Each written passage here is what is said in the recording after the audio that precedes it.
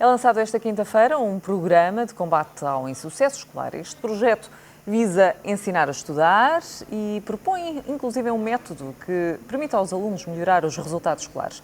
Este programa, cujo lançamento corre na Escola Secundária Professor Herculano de Carvalho, em Lisboa, baseia-se nos métodos de estudo propostos no livro Ser Bom Aluno, Bora Lá, do professor Jorge Rio Cardoso.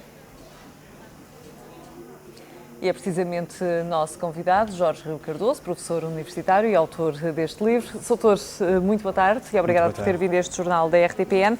Temos um programa de combate ao insucesso escolar a ser lançado amanhã e baseado no seu livro. Acaba por ser um reconhecimento, esperava a tal situação. De certa forma esperava, porque até por ausência de outros programas. Eu acho que é fundamental haver um programa que ensine uma metodologia de estudo. E em Portugal eu acho que é uma lacuna no ensino. Também não é só em Portugal.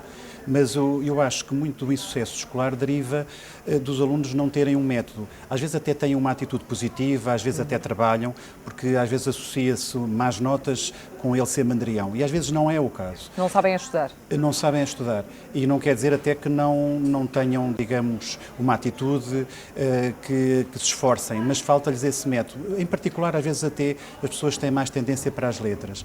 E eu acho que seria fundamental no sistema de ensino formal haver uma cadeira de metodologia de ensino. Acho que isso é muito importante e, de facto, não existe. Como é que se ensina um aluno a estudar? Qual é a melhor maneira de estudarmos e de apreendermos a matéria? Pois, há um conjunto de princípios que eu vou focando no livro, mas um deles é apelar muito à memória lógica, em prejuízo da memória mecânica, que é aquela coisa que limitamos a palrar aquilo que ouvimos, quer dizer, e a memória lógica baseia-se... Temos que compreender.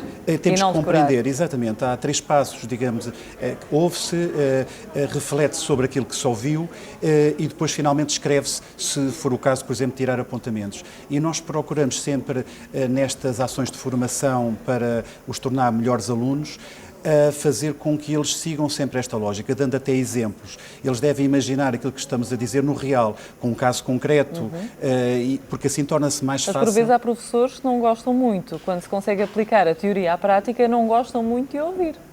Por vezes sucede, ou não? Talvez, mas quer dizer, eu não sou desses professores, devo confessar. Interessa-me é que o aluno tenha percebido exatamente, digamos, aquilo que quisermos transmitir. Agora, depois, a forma como ele o faz, acho que deve ser dada uma certa liberdade. Muito bem, este programa que é lançado amanhã vai ser lançado em todas as escolas, vai abranger todas as escolas, todo o universo de alunos, como é que vai ser? Exato. Isto é o lançamento nacional do programa.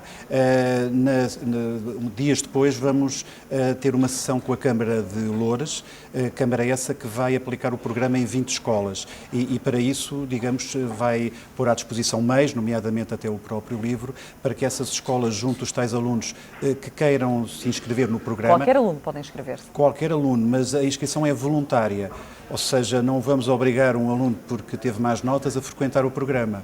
Deve estar interessado, Tem que estar interessado e tem que ter um forte querer no sentido de querer ser bom aluno. Porque isto é como aos programas de emagrecimento, se a pessoa não tiver para deixar de fumar, se não tiver um forte desejo de o fazer, não vale a pena, vai continuar a fumar, pronto, não basta, é necessário, digamos assim, o aluno estar disposto a correr, digamos, todos esses sacrifícios. E quem corre por gosto não cansa também, costuma dizer. Agora, quando é que arranca concretamente este programa? O programa já teve experiências piloto. Teve uma experiência em concreto no Funchal, numa escola que é a ProInove. E melhorou? Exatamente, melhorou.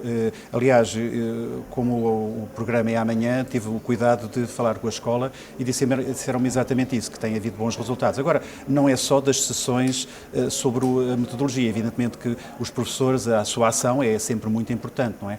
Um professor que cativa melhor os alunos, provavelmente eles vão ter melhores resultados, mas as experiências estão a ser bem-sucedidas.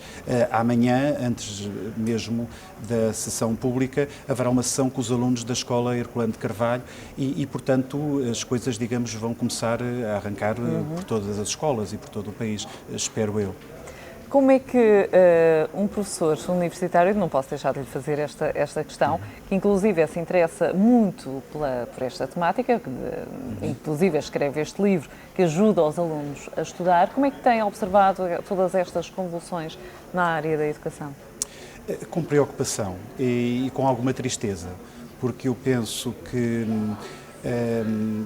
portanto, a base da ciência é a calma, é a ponderação, e eu acho que se está a politizar demasiado os assuntos e, portanto, a perder-se um bocado a racionalidade, e às vezes estamos a falar de questões que toda a gente concorda, nomeadamente com a avaliação.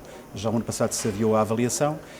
Mas não com o processo em si, é isso que está em causa. Mas não com o modelo que está a ser proposto, é isso que está em causa. Sim, mas na maior parte das coisas aprende-se fazendo, não é?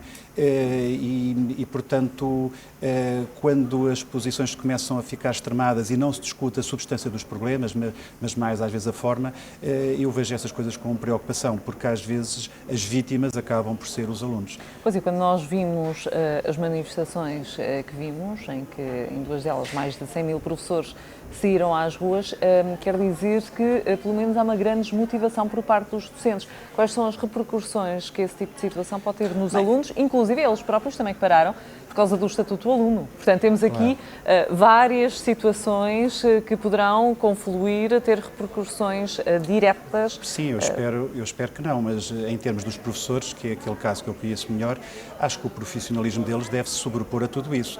E, portanto, os professores podem estar desmotivados, mas não vão dar piores aulas por causa disso, creio eu. Pelo menos eu não o faria. E por isso eu espero que sejam situações que se ultrapassem, porque, em última instância, como eu disse há pouco, os principais prejudicados são os alunos.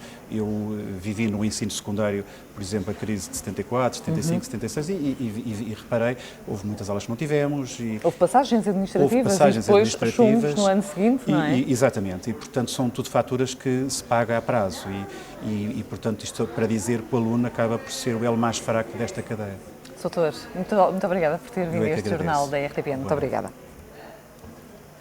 Portugal e Brasil jogam hoje em Brasília à meia-noite, hora portuguesa. No encontro é também um frente